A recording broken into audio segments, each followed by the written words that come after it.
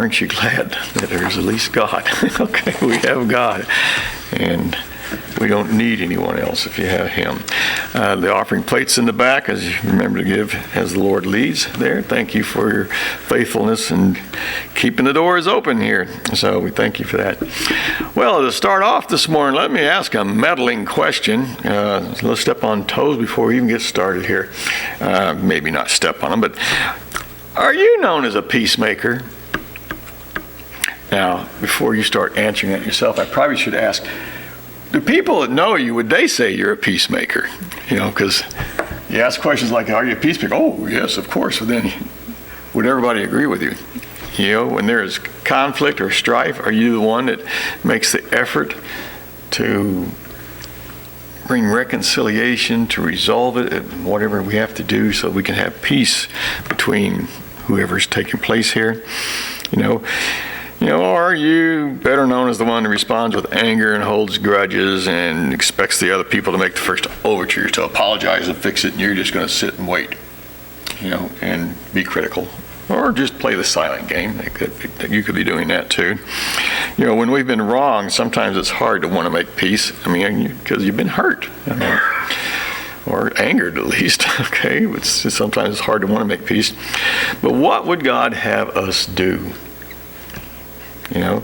Today we're going to look at a peacemaker, and he is Abraham. We're in our series of Abraham, and we're going to see now Abraham, the peacemaker. Last week we were in Genesis chapter 20, and we saw Abraham. He moved to live near the Philistine city of Gerar, and then the Philistine king Abimelech took Sarah, thinking that was Abraham's sister, because that's what both of them told him, that they're brother and sister. And then what we see is Abraham, once again, like he did in Egypt, failed to trust God to protect them in a foreign land. And so instead he uses this old lie again here with Abimelech. You'd think he would have learned the first time, but we can all say that. But he uses this old lie that he used in Egypt, and again, like in Egypt, God has to rescue them, both from Abraham's weak faith and his sinful lie. Remember, that lie is a sin that he's doing. And God still delivers him because he still has a plan for his life. Now we come to chapter 21, and we're going to see in chapter 21 is the birth of Isaac in the first half of the chapter. Then the second half we see another encounter with Abimelech. And so with the first encounter with Abimelech we talked about last week, why don't we just skip over Isaac? We'll come back to him. And let's keep on Abimelech, continue on with his story. While it's still fresh in our minds here, we don't have to go out and explaining who he is and all that. And so this happens after the birth of Isaac was born. Well, Isaac was born after the birth of Isaac, okay? And then we'll look at this meeting with Abimelech, and then we'll come back next week and look at the birth of Isaac. So, in chapter 21 is where we're going to be here. And let's just start in verse 22. 21:22. Now it came about at that time that Abimelech and Phicol, the commander of his army, spoke to Abraham, saying, God is with you in all that you do. So now swear to me here by God that you will not deal falsely with me or with my offspring or with my descendants, but according to the kindness that I have shown you, you shall show to me and to the land in which you have resided. In verse 24, Abraham said, I swear it. Well, that's pretty easy. Okay, Abimelech and Phicol, the commander here of his army, they meet with Abraham to form a peace treaty is what they're going to do. And as we pointed out last week, is that, remember, Abraham is a powerful chieftain, I guess is the best way to call it. He has a lot of people under him. They are mighty, and they've proven themselves in battle. The whole region knows that Abraham defeated these kings from the east and rescued these 5 cities that could not defeat the king. Abraham and his men did defeat these kings. So while the 5 local kings were defeated, Abraham with his own little army soundly defeats these kings. And so Abimelech and Phicol, the commander of his army, they meet with Abraham to form this peace treaty. And there's only one reason, well, I shouldn't say only one, but we'll just say there's one reason to make peace with such a man is because he's proven himself a powerful guy. What if he decides he wants to wipe out our city? He wiped out 4 kings from the east. Okay, so let's be sure and keep him on our good side. That's one thing. After all, he still might be a little upset about me snatching Sarah, even though I paid him pretty good. But let's make peace with such a powerful man. Not just peace, he'd make him an ally. Let's be friends, okay? And the second reason, as he points out here, he knows that God is with him. God is, what's he say? That God is with you in all that you do. He's experienced that personally, having God appear to him in a dream and telling him that he's dead if he doesn't give Sarah back. And so he's probably been observing his life. And how else does a guy with not any thousands of men under him defeat all these other kings unless God was with him? And Abimelech had this frightening experience with God, and he certainly doesn't want to have that again, because he knows that God can side with Abraham and nobody can stand up against God. And so when you look at it first, it says it looks like the main reason for this promise of peace here is because God is with him. That's it. We know that God is with you, and God takes care of Abraham, and so it's best to stay on Abraham's side. Maybe God will take care of us if he takes care of Abraham. We're friendly toward him. So Abimelech points this out, that God is with you in all that you do, so we want to be friends, all right? And he also says here, he said, he wants you to, deal kindly with my descendants and all this stuff.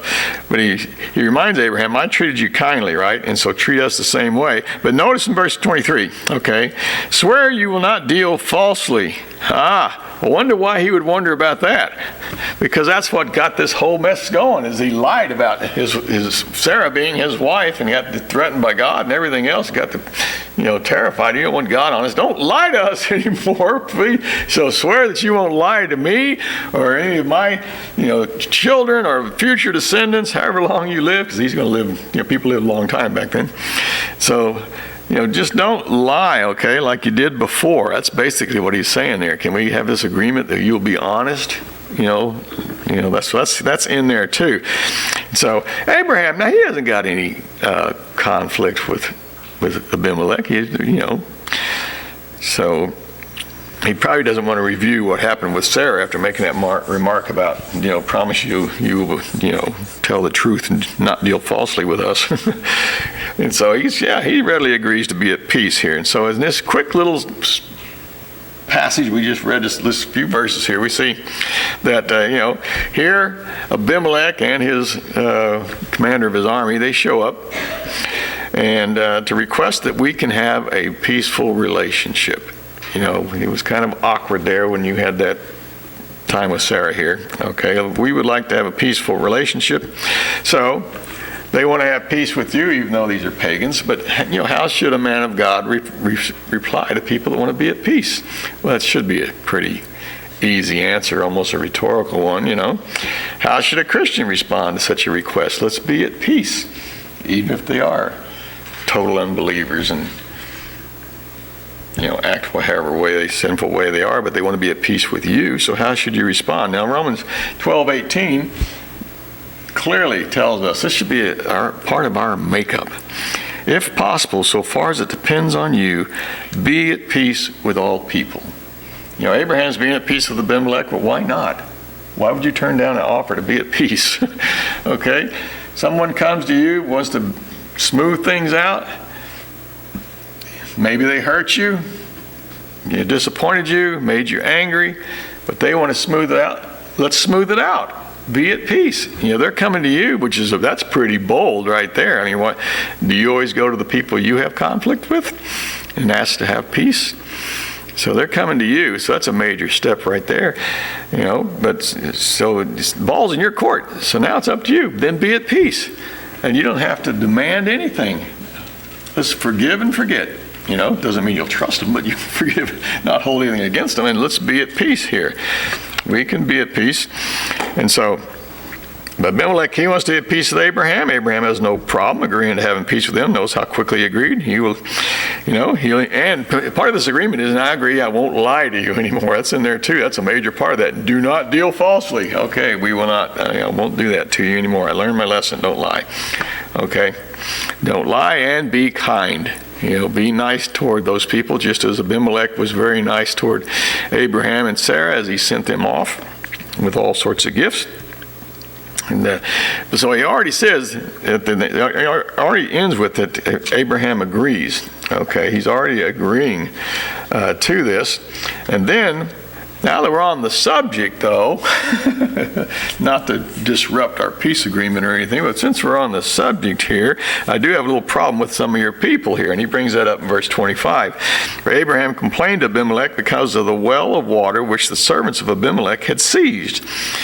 And Abimelech said, I do not know who has done this thing. You did not tell me, nor did I hear of it until today. So apparently Abraham dug a well out there. And remember, they're down there in the Negev area. And he digs a well. And then apparently some of the people that serve Abimelech, these are probably herdsmen, they have come and seized the well and probably not letting Abraham's people come and use it. Water rights is really big in desert climates. And so people take over a well and they want to keep it for themselves. They don't want everybody else coming in here drinking out of it because they don't know if this is a well that's going to be sustained all the time, or is this one of these that's only got water in certain seasons and then it dries up and you have to come back again after the rainy season. So guarding your well rights are very popular. If you ever saw, what was that? Lawrence of Arabia. If you ever saw that, Lawrence meets this Arab guy, and they're out in the desert there, and they stop at a well to get a drink there, and then off the distance, here comes a guy riding on a horse. It's Omar Sharif. And then this guy gets all panicked. He runs over to get his gun, and the guy from far away shoots him with a rifle and kills him. And Lawrence is like, uh-oh, okay, what's going on? And the guy comes up, and, hello, Englishman, and he's like, well, why'd you shoot him? Because he's drinking from my well without my permission. That's my well, and you're not to drink from it, and killed it. And this is a biographical account. This is how things still, I know it doesn't right now, but back in the 1920s, it's still that way. Okay, wells were very big things. And so to lose your well after you dug it, because why'd you dig it? Because you needed water. Okay, now to lose your well means you have to go somewhere else to get your water. And so this is what he's bringing up to Abimelech here. Is you guys have seized my well and not letting us use it. Of course, Abimelech's like, I don't know anything about this. I mean, how much does the king keep up with what the local herders are doing with his flocks and cattle and everything else? He doesn't pay attention to that. That's somebody else's job to make sure they're doing their job. Okay, so I haven't heard anything about this, he tells him. Besides that, he goes, and you've never come and told me about it. Sort of kind of putting it back on his plate there. You could have said something, we are friends, right? Yeah, we are now anyway, okay? So I haven't heard anything about it here until today here. And you haven't told me any about it, implying that if you had told me about it, I could have solved this, but you've never told me about it. Okay, so Abimelech is, he's innocent, and he's like, I don't want any problems with you. And so Abraham thinks, okay, Abimelech's not behind the problem, so he proceeds to make the treaty.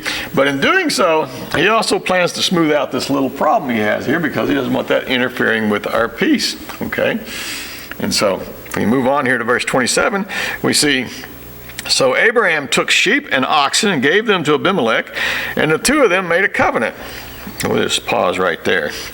What did he do? He got sheep and oxen, gave them to Abimelech, and the two of them made a covenant. The sheep and the oxen are the animals that he gave to Abimelech to what? We're going to cut these animals in half. Remember how the covenants are done here, is that you cut the animal down the middle, lay the sides out on each side there, and then the two of us are going to walk between them, declaring the terms of our covenant, that last as long as we both shall live, and if either one of us violates this covenant, may what's done to these animals be done to us. Okay, so these animals are being given to him. We're going to have a covenant. We need animals to do it. And so who provides the animals?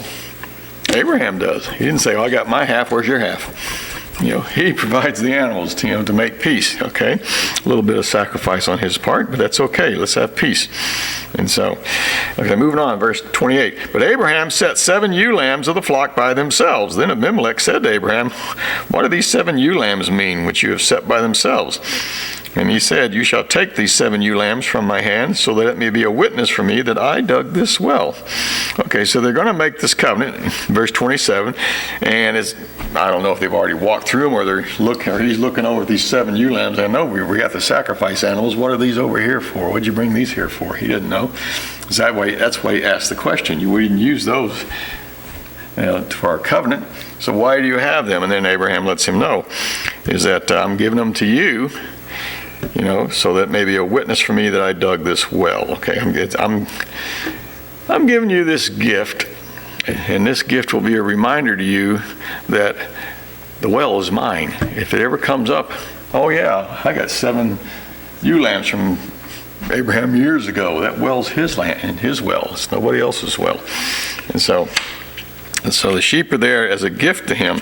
Okay, because why? Because the problem is Abimelech's people are stealing from him. Well, they've basically stolen the well. They've taken the well over. He's assured them that basically I'm going to take care of that. He gives them the 7 lambs as kind of a reminder to be sure and take care of that. And I'm being generous to you so that we can maintain this peace that we just now are agreeing to have. We can't have peace if you guys are stealing my well. And so the well is a little bit of a fly in the ointment, for the peace. You come out here, you want peace? Well, I'm letting you know there is one little problem. I want peace too, but there is a problem. Can we get this thing taken care of here? And so that's what he's doing here. And so I'm giving you these lambs to be a reminder to you. Also a very polite way of giving him a gift, just kind of smooth out the hard feelings there. Yes, I may have been grumpy when I said you guys stole my well, but I am happy to give you these lambs, all right, these 7 ewe lambs, which that's your breeding stock. You can ask anybody, like David back there, you want those females, you can get rid of all those baby boys. Same way when you're raising your flocks out there, you want to get rid of you don't need a whole bunch of male rams, okay, so the females are worth more. So anyway, so in this little transaction of giving these 7 lambs to Abimelech, it's basically telling him, keep the people away, and these lambs are going to make up for any inconvenience it causes you or your people, okay? Because they're now going to have to go somewhere else to water their stuff. Okay, so this is kind of a little peace offering on his side. I'm giving you lambs, and when you go talk to whoever's in charge of your herds and stuff and tell them to stay away, well, this is kind of a pain. Well, I don't care if it's a pain to you. I'm the king. Besides that, I got given 7 lambs to add to my flock. Okay, that's breeding stock. It increases my own wealth. So, anyway, it's Abraham's well. He shouldn't have to pay him anything. You can think about that. Why should I pay anything to get my own well back? Shouldn't they just be giving? They should be giving me something for having taking it from me. But see, notice the mindset here. I want to maintain peace. This is not a time for me to demand that you do whatever so that we can have peace. Let's have peace and let's settle this whole thing. And I am willing to make the sacrifice of these 7 lambs so that we can have the peace we both desire, especially since it's not really your fault, Abimelech, it's your people's fault. But either way, I am not going to get demanding of you. In fact, I am the one that's going to sacrifice in order to make this all get smoothed out, have peace about this whole issue. We're not going to let this well come between us. So it does cost Abraham something, but you think about it, is 7 lambs worth it to not have all this conflict in your life? Who knows where he's going to get water right now? 7 lambs. You don't have to move your whole herd somewhere else. This well is not far from where he's living, by the way, okay, because you'll notice as we get down to it, they named the place where he's at, Beersheba. That's where the name finally shows up from this event here. So he's not far from that well. His camp is still nearby, and so he's not been able to use his own well that he dug. And so, is it worth 7 lambs? Well, yeah, it's worth 7 lambs. Is 7 lambs a costly thing? Yeah, it's a costly thing, but what's the alternative? What if Abimelech just gives me kind of lip service and says whatever, and his servants continue to take over my well? I don't want to have a war over this well. He's already chosen not to have a war over it. And so he's choosing, let's have peace and let's do the best thing here that will guarantee the peace so that I get the greatest benefit from it. Sometimes we get stubborn and I'm not going to sacrifice it. It's all their fault, blah, blah, blah, blah. And then what happens? The tension, the conflict, everything continues on. It continues on. And so Abraham is willing to just swallow his pride and think, if this is what happened here. And so sometimes you got to make a sacrifice, and it's better to do that, Proverbs chapter 17 verse 1 says, better is a dry morsel and quietness with it than a house full of feasting with strife. Sometimes it's better just to give up stuff so that you can have peace in your life. But I think some people thrive on conflict, though. And so they're not willing to make those sacrifices, and they think that everything should go as they dictate, and they should never have to make any sacrifices, and therefore the conflict, the tension just goes on. You ever met people that have these silly things going on, fighting against so-and-so or within the family, and you just think, why don't you guys just do this? I'm not doing that. They're the one that should be doing it. Well, if you did it, maybe you could smooth this whole thing out, bury the hatchet, and everybody could continue on. Not have this eating at you all the time, not having this tension every time you see each other. Sometimes it's better to go without and have peace than it is to have a lot and have strife. That's what that Proverbs is saying here. Living meagerly with peace is far better than having a lot without peace. Boy, isn't that the truth when you think about it, people, sometimes we wish we were rich, and then we all know a lot of rich people have a lot of problems that money can't fix, You get rich, you get very prideful and arrogant a lot of times, and you just have a mess on your hands, all because you're chasing that dollar and not willing to give up a nickel to smooth anything out with anybody. So, 7 lambs here is a small price to make lasting peace for you. And remember this, if you have peace with that individual, that peace spreads beyond just you. If, when you're having strife and conflict with somebody, it affects your whole family, doesn't it? I don't care which family member it is, whatever family member that's got a horrible conflict in their life, all the family is affected by it. Even though we weren't there and all this stuff, but we got to live with so-and-so who's got the problem, or you get angry with them now. So now you got this strife, and then there's awkwardness, between the other family members and the one who offended whoever in your family, because what if they were your friend, now they offended your sister or your brother or your mother or whoever they offended. They didn't offend you, but now they shouldn't have done that. And so now there's all sorts of awkwardness going on here, and if we could just have peace between this individual and the one they offended in the family, the whole family could have peace. We could finally put this dog down, we're trying to get rid of it, we can go back to not worrying about that anymore, not even talking about it anymore. That's nothing, you talk about it all the time, rehash that same thing over and over every time their name comes up, or if they show up at your door or whatever it is. Have peace. A lot of times the peace is between family members. So, not the peace, the strife is between family members. Now that really affects the whole family. Get the peace together so the whole family can breathe a sigh of relief, when mom and dad are not at peace with one another, kids are walking on eggshells. Can't wait to the end. Unfortunately, in some households, it never does get resolved, and the kids walk on eggshells until the divorce happens. And then they blame themselves that somehow they couldn't help mom and dad be at peace. And it's all because they were too stubborn and prideful to give in to the other one so that we could have peace here. And that whole family could stay together and be at peace together and enjoy life together instead of allowing this conflict to just continue to bubble up and explode and expand. And so work toward peace, because it's not just for you. And see, this peace that Abraham is getting is not just for him. It's not just for him.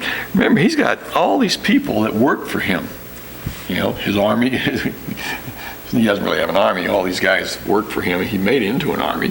But he's got a lot of people that he oversees, and none of us can go to that well at the time. And if I can get peace here, we all, not just me and my household, everybody, every tent, every family group that's here camped out with us, and there's, I don't know, over 1,000, because he had over 300 guys in his army on that one thing. So if they're all married and got kids, you got over 1,000 people. You got a pretty good village that's traveling with you everywhere, and you're providing something for them. Because of the lack of peace, we've all suffered. Now I can make this peace, and I can even sacrifice some of my own so that all of us can benefit from the peace. And that's what he's doing there. It's not just for me. Yes, I want it because I'm the boss here and I own most of all this stuff, but it affects all of us. And just as he's coming to talk to him about be at peace with us, and so that you will be at peace with my children and my descendants, guess what? He just had a new baby boy. He's going to inherit this well. That's going to be his well too, now that we get it back. Okay, this is peace for his family and for his future, descendants who are going to take over the tribe when he's gone. This well is going to be important. It is important. Beersheba is talked about a whole lot all the way through, the Old Testament, but it comes up a whole lot in Genesis. So it's more than just for himself, and this peace is going to be beneficial to so many people. And you start looking at now, what was 7 lambs? When you get down to it, when you look at the long-term results here, that we now have access to water for our animals, for us, for generations. Because I'm willing to sacrifice a little bit so that we can have peace. And this is what he does here. A man of God is going to sacrifice his own rights and privileges in order to have peace with others. And that's the biggest battle we have in having peace, is that we don't want to sacrifice anything. Especially, this isn't my fault. It's always the excuse. It's not my fault. If they want to do it, then they should take care of that. Well, if you went and took care of that, that's why should I do it? You ever have these discussions with people? If you just go do this, and who knows, you guys probably aren't even on the same page on how you view what happened.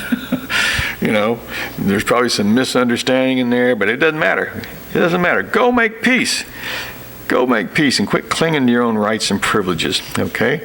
Because if you have this attitude that peace it's only going to come if it comes on my terms. Well, you're going to not have a lot of peace. You're sacrificing a lot of peace when you have that mindset. Only on my terms. As if you didn't do anything at all to contribute to the conflict. Well, I didn't start it, but how have you been doing since then? Have you been Mr. Loving and forgiving toward that person? No, you've been a jerk, right? So you've added fuel to this fire. You've put salt in wounds. So you can't say none of it's your fault. How it started may not have been your fault. The reason it continues is partially your fault. Because you make no overtures to make peace with this person here. You refuse peace because of the principle, which is just another way of saying because I'm stubborn and unforgiving. That's all that means. So quit saying principle, just say because I'm stubborn and unforgiving. That's the real truth. When you're clinging to the principle of the thing, you're in the right and they won't admit it or acknowledge it. Who cares? Let's make peace.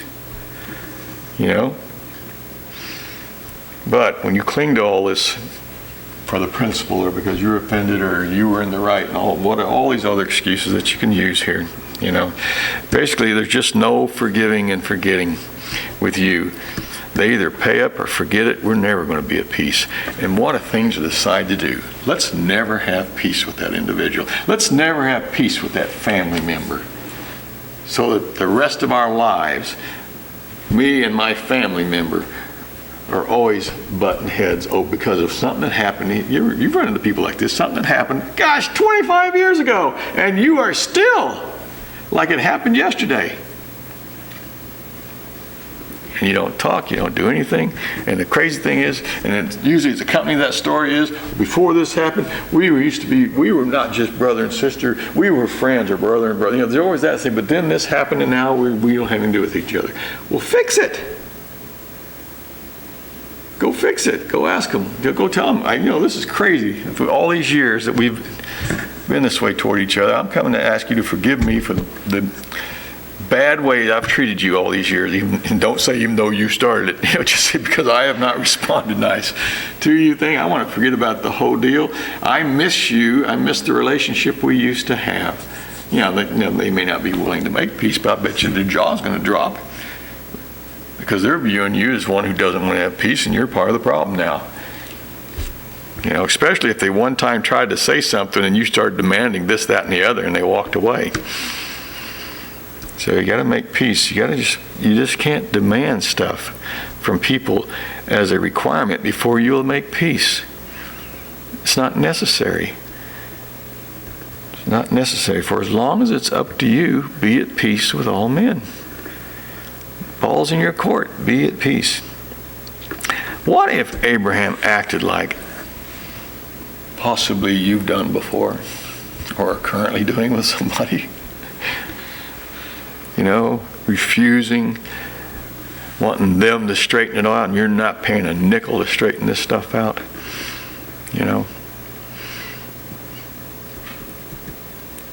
Would he got his well back, you think? You think they'd have made that covenant if he was belligerent and rude and accusing and everything else of Abimelech? Here's a guy that wants to make peace, and then you act like,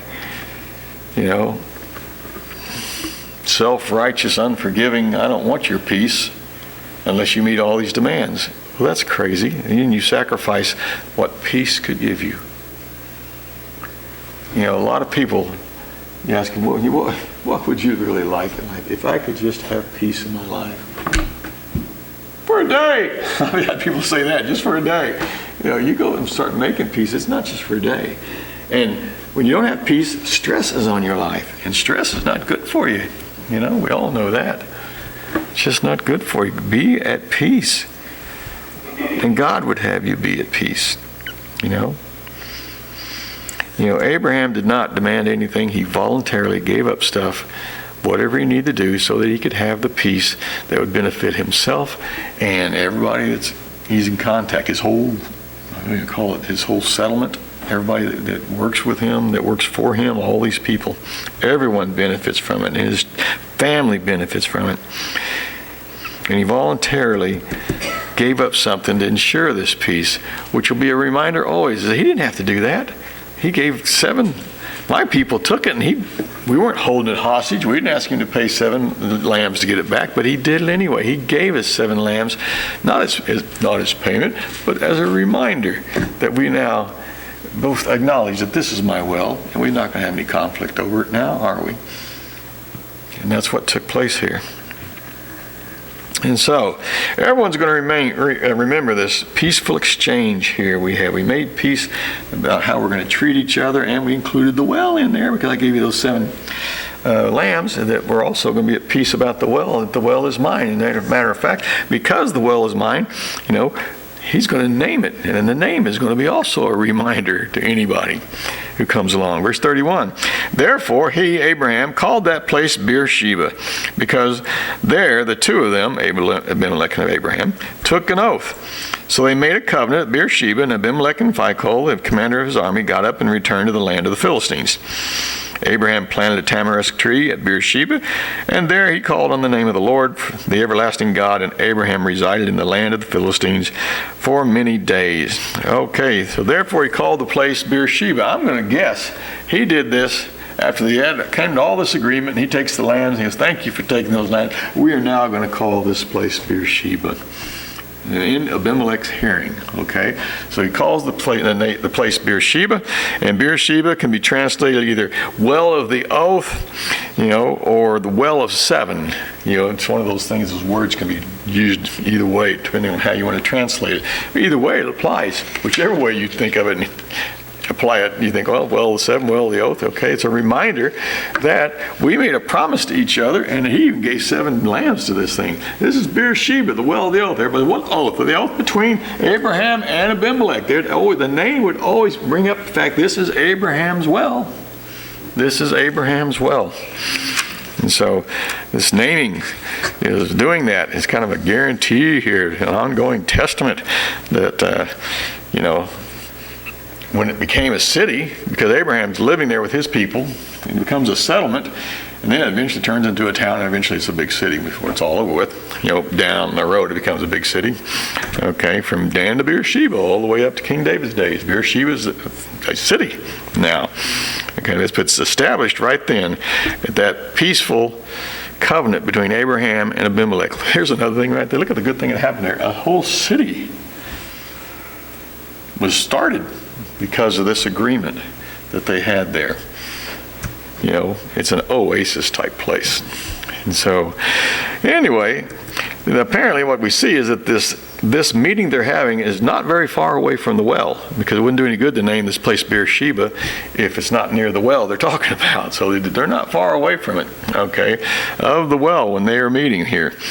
This is where his main camp is set up. There's no town or city there at that time. And as he stayed there, of course, the permanent settlement got started, most likely by people coming to do business with Abraham, because he had a large contingent of people with him. And people would come and, hey, let's set up business. Everybody's in tents anyway. So if you want to come out there and you decide that you're going to be a tent maker out there, because these people keep growing and they're going to need another tent, well, I'll just park my tent out here and I'll be buying skins or whatever and making tents for them. As the family expands, you need another tent, okay, and I'll just stay out here living. And then that person starts in, pretty soon you got all different types of people coming in here, because we can do business with this. This is a community here and they need things. And so that's how it turns from just a group of tents into a permanent settlement, is what took place there, because there's a large group of people out there. And so we see here in verse 32, we talked last week, now we finally see who Abimelech is. He's a Philistine, verse 32 there, and return to the land of the Philistines. Okay, and as we said last week, the king's title, Abimelech, is not his name. I mean, that is a title here, which literally means father of the king, which carries the meaning, like we said last week, of father of the dynasty.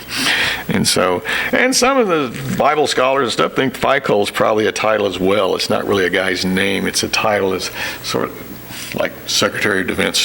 Here's our Phicol. He's in charge of all the armed forces here. Anyway, so after making this treaty with Abimelech, Abraham is grateful to have this covenant with Abimelech that guarantees what? It guarantees peace.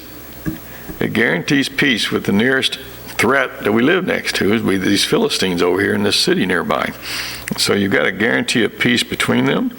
And he plants this tamarisk tree. Now, the type of tree is not that important, but he plants this tree there in the desert. And that tells us two things here, is that, first off, if you're going to plant a tree in the desert, there's got to be some water nearby if you're going to hope for it to grow. And so this is another reminder, this is my well. I'm putting this tree out here. We're going to keep it watered out there, and it's probably planted somewhere near the well so the roots can work its way down to get water. But that's one thing, is he plants the tree, but also, I'm going to stay here a while. Why would you plant a tree if you're going to get up and move? Now that he has the wells issue settled, we've got all, that's the main thing, and you live in a desert climate, the main thing you need is access to water. So we're just going to stay right here for quite a while. As the passage ends here, is that Abraham sojourned in the land of the Philistine for many days. It's many days, it means years. He stayed there a long time, is what he did, enough to plant this tree there and to live, to see this thing grow. And then notice it says here at the end of 33 that he called on the name of the Lord, the everlasting God. And with this peaceful arrangement in place, don't you know he had a grateful heart? These guys could be enemies. They could be upset about that whole thing with Sarah and him giving 1,000 pieces of silver. I mean, he could still be kind of not thrilled about this. But instead, he comes out with his head of the military, which is kind of an ominous thing, because it wasn't just the two guys. They had a whole entourage. The king wouldn't be just two guys riding out on a camel. It'd be a whole group of them. Here he comes with his military leader, and they're going to meet with them. And they've made peace with these guys. One other thing to be grateful for, and that this well is ours, and we could stay here forever because we've got the most important thing available to us, and that's water. We dug it, and now we don't have any conflict anymore, and so he is thankful here. And so what's he do? He worships God. These people leave, and he no doubt calls the whole camp together, because remember, he's also the spiritual leader of everybody. He calls the whole camp together to tell them, because everybody's probably really curious what's going on over there with Abimelech and Phicol, okay, over there in Abraham's tent, And so when they leave, he gathers the whole community together and announces, this is what has just taken place. We now have peace. The well is ours. We can stay here. We don't have to move. We don't have to go clear down to wherever you've been hauling animals. We get to stay right here. God has been good to us. Again, everybody, we need to worship him. And so he gathers the people together to call upon the name of the Lord, to call upon and recognize God for who he is. That's when you're calling upon the name of the Lord, is that the name of God, the great I am, We're calling upon God because of what he's doing again for us. Look what he's done again for us. We have peace, and we need to be grateful, and we can praise God for it. And so he gathers everybody together to do that. And then he stays there in that spot for a long time. We don't really notice him moving around after this. Sojourning means it's not a permanent place. Sojourning is you pick up and you move around like a nomad. But he's staying there for quite a while here. And so, Beersheba, this city here, it wasn't there before Abraham got there. It sprung up because of Abraham. It was settled and established. How? Through a peaceful process. When so much of what takes place in that part of the world at that time is that, how did cities get going? Usually somebody comes in, conquers, burns it to the ground, and builds right on top of it. That's how cities get started in that land. They're torn down and built up, give it a new name. But here's one, it's all created because of peace. Sometimes we overlook how much peace can produce for us. We're too busy looking at whatever resentful thing here. Look what peace can build for you. This process to get the peace did cost him something, but the results were well worth it. Well worth it. Yeah, he's got this new baby boy. Now we can stay right here. This is great. This is all you moms and dads know, when you had a newborn, traveling around with a infant, it was not the thing you usually want to do. Let's just stay in one spot, okay? And so he can now, look at this, he can now raise his son, the son of promise, in peace. Oh, wow. Wouldn't you like to be able to think, for your kids or your grandkids or whatever little ones you have in your family line, wherever you line up there, don't you worry about their future because of the way our country's going and stuff. Wouldn't it be nice to just be able to think, peace. God has given us peace in our family at least, and I don't have to worry about those things here. So this all happened why? Because Abraham chose to be a peacemaker. He chose to be. He could have gotten belligerent. He could have acted like an American, and there would have been a war afterwards, But he chose to be a peacemaker, even if it cost him something. And that's something, if we're going to be peacemakers, sometimes it costs a lot to have peace, And remember that you aren't the only one benefiting from the peace when you make the peace. If you don't want to do it for yourself, do it for the sake of everybody else. Everybody else would love it if there was peace. So do it for them if you can't do it for yourself. Bring peace to everybody. It helps the whole family, the people, even the people you work with. If you work in an environment with other people every day, and you got some of them are at conflict with each other, boy, it's just like home. Everybody's on eggshells because this person over there can't stand that person, and they're always at each other, and it just disrupts the day, and you just hate it. Okay, but if you'd have peace, it makes the workplace more pleasant to work at. You don't worry about them. You just enjoy your day doing your job. And so Abraham's got his new baby. Great time. to make peace. If you got conflict in your life, it's a great time to make peace. Yeah, you may have to swallow your pride. It may cost you something or whatever it is. But wouldn't it be nice to have that peace?